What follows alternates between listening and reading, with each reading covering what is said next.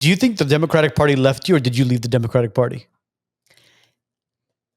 I think a little bit of both. I think I was blind to some of the things that were toxic in the Democratic Party. I have woken up to those things.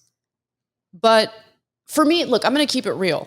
There was a lot I was willing to put up with the Democrats, because what options do you have, right? If you're left-leaning, you look at the Republicans and you disagree with them on most policies. You look at Democrats and they purport to want to pass certain policies. They never fight for it.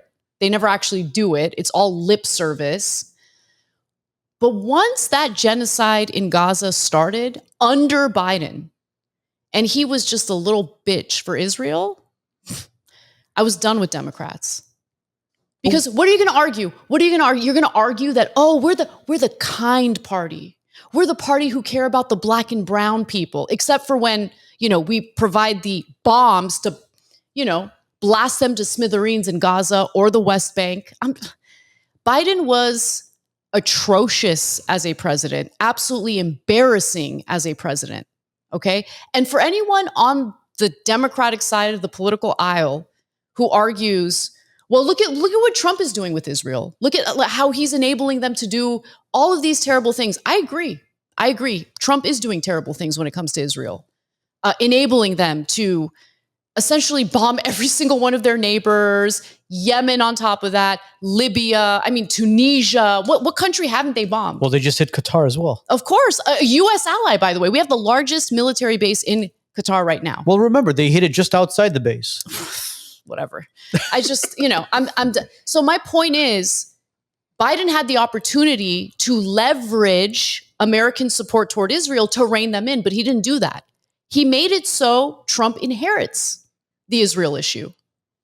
So the core of the problem were the Democrats. And if you're going to sit here and tell me, no, but they're the moral ones, they're the good ones. No, they're not. If I'm not mistaken, if it was in 2016 or if it was in 2017, Trump had the state of Palestine and Israel sit down and sign a kind of a peace treaty. Mm-hmm.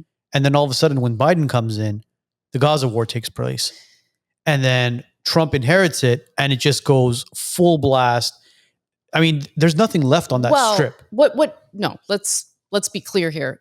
In Trump's first term, what he did was he got the Gulf states to sign on to what's called the Abraham Accords, which basically normalizes relations with countries like, Israel and Saudi Arabia, for example, so they can have a business relationship. What that would effectively do is just erase the Palestinians. Because at that point, they have a financial interest in working together. Who cares about the Palestinians? Go ahead and slaughter them. Go ahead and steal their land. So part of the reason why I think Hamas did what they did on October 7th, and let me be clear, I'm always against targeting and killing civilians.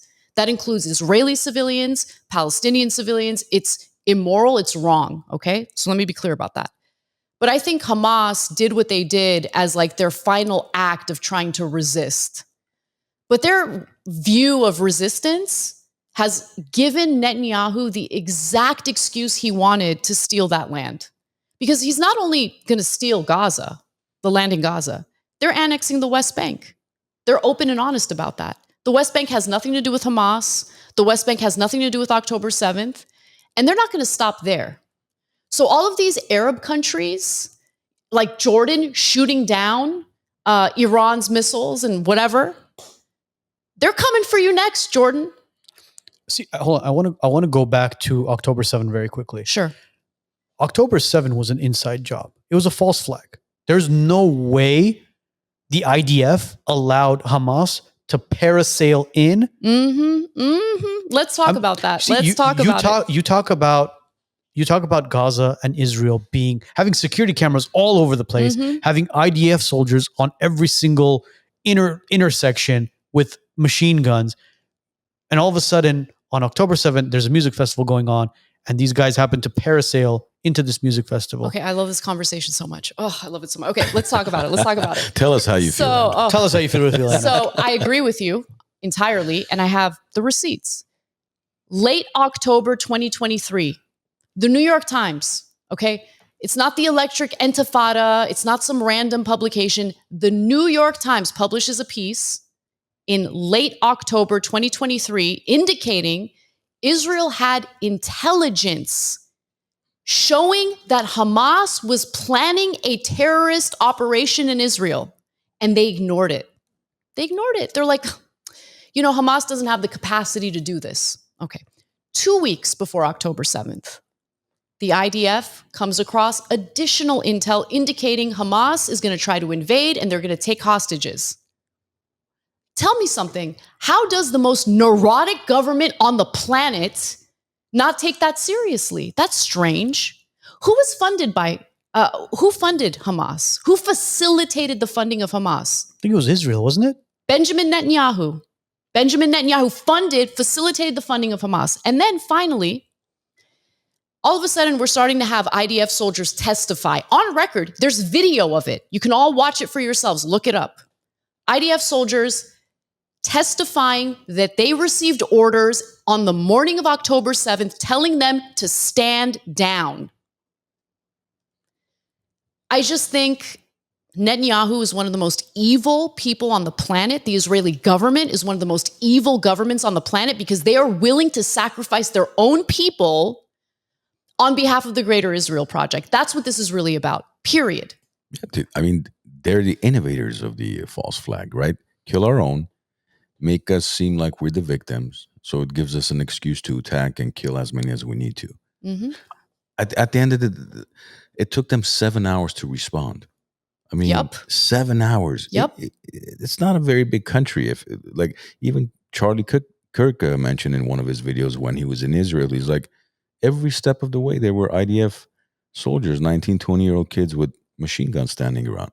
And yet on October 7th, I don't know whether Uber was not working. I don't know what the hell was going on, but they couldn't get to Hamas on time. It took them 7 hours to get to them.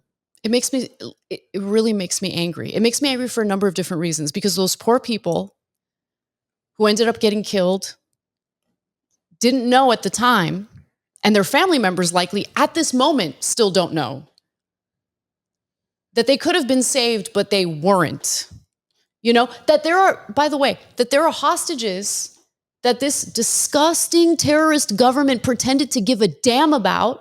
They never gave a damn about the hostages. Well, speaking of hostages, the Israeli government has something called the Hannibal Directive. Yes. So I don't know if you guys knew about that. You know about the Hannibal Directive, right? So apparently 1,200 people were killed. Israelis were killed. Mm-hmm. But of the 1,200 people, again, I don't know what these numbers are, but allegedly that they're saying 800 of them were killed by the Hannibal Directive. Yep. Now, the Hannibal Directive is basically, if they're going to be captured by Hamas and they're going to be held as hostages, you take them out. You don't care who they are, whether they're IDF, whether they're civilians, it doesn't matter who they are. You take them out. No hostages. So now when you look at the numbers, again, it's horrendous what happened. It's terrible what happened. And again, Hamas is a terrorist organization. We do not support Hamas at all. But when you look at what Israel did and the IDF did and killed their own people in order to not have them held hostage, and that is the Hannibal Directive. You guys can look this up. It's true. You can't take that number and say that Hamas killed 1,200 people. And you want to know why they don't want them to be taken hostage? Go ahead. Because when you have hostages, Hamas has leverage and they can negotiate. And it's dead weight for the Israeli government. They don't want to deal with that. Netanyahu is one of the most evil people on the planet today. One of the most evil people. All right, I'm going to reel it in because I was going to say something that's going to get me in trouble. Well, you know what his real name is, right? Yeah, Benjamin Milkowski. Yeah. The Polish. Yeah. Yeah, all right. Just from Pennsylvania, went to MIT. Yeah. He's disgusting. He disgusts me. Like, I loathe that guy. With the fire of YouTube, a million suns. please, YouTube, don't demonetize us. It's just sad what's happening in Gaza because it's unfortunate that there's unnecessary killings taking place, and if you do not consider that a genocide, you are beyond blind. Totally. Yeah. You have no idea what the hell's going on because there are videos, and we posted that video. Remember that video we posted of what the Gaza Strip looked like prior to October 7th and what it looks like now?